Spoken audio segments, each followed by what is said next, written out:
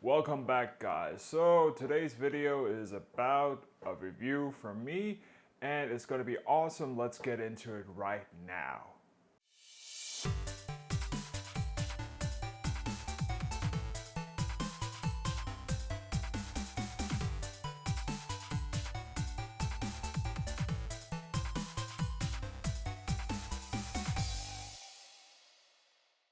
So if you watched my last unboxing video, I unboxed this here Xbox One wireless controller. This here is the review of it, my experience with it so far.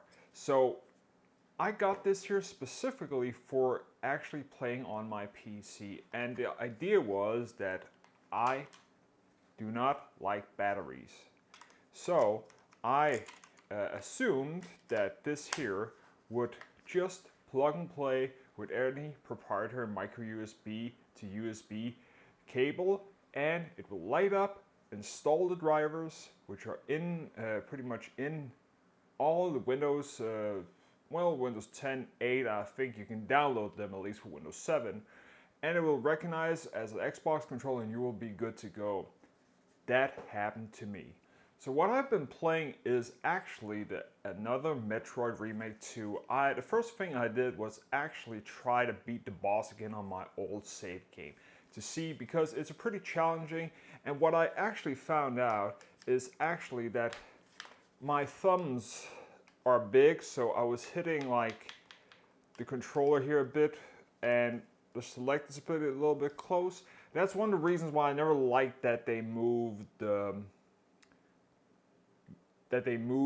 actually the analog from where the D-pad is right now and up here to make it stand out compared to the PlayStation controller back from the PlayStation 1 days.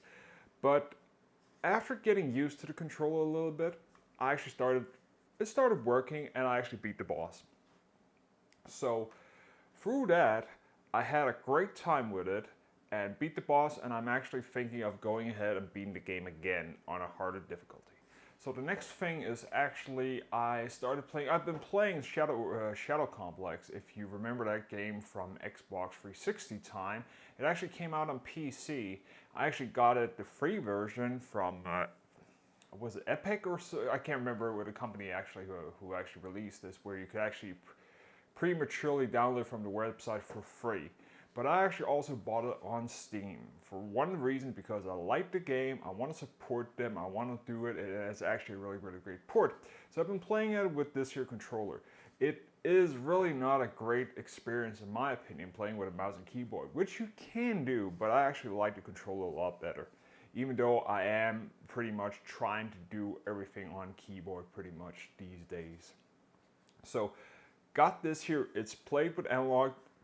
Again, the game has always been a little bit of problem with aiming in the background, because it is a in-depth 2D with a third dimension to it in the background where enemies can pop up and you need to hit them.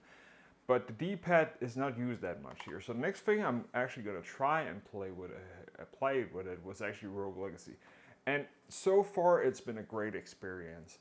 I can only say, if you're looking for a good, easy to install controller and you want something with a great D-pad, I think this here is a good option. I know there's plenty of out there, and I know the PlayStation 4 controller is actually, I had it installed and you could use it as a cable, but with a cable also proprietary micro USB.